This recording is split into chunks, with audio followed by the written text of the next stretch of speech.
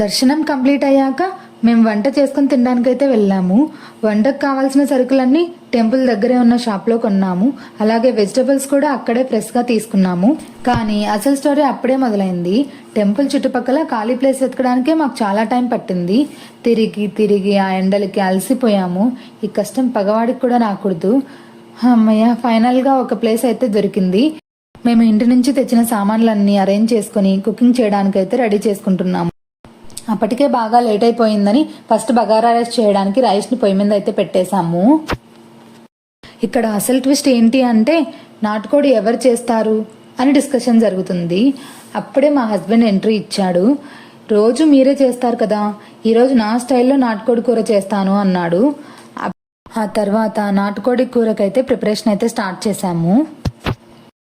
ఒకరేమో vegetables cut చేస్తుంటే ఇంకొకరు మసాలాకి రెడీ చేయడం, రైస్ ఒకరు చేస్తుంటే కూర ఒకరు చేస్తుంటే ఇంకొకరు కట్టెలు తెస్తుంటే అసలు టీం వర్క్ అంటే ఇదేనండి. మధ్య మధ్యలో jokes, teasing, full fun atmosphere అయితే ఉండింది.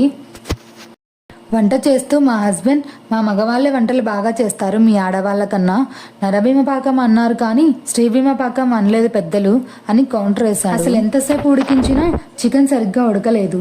తర్వాత మా ఫ్రెండ్ ఒక చిట్కా అయితే చెప్పింది, కొబ్బరి చిప్ప వెయ్యి అందులో తొందరగా ఉడుకుతుంది అని. అది వేసాక చికెన్ నిజంగానే తొందరగా ఉడికింది. మీరు కూడా తప్పకుండా ట్రై చేయండి.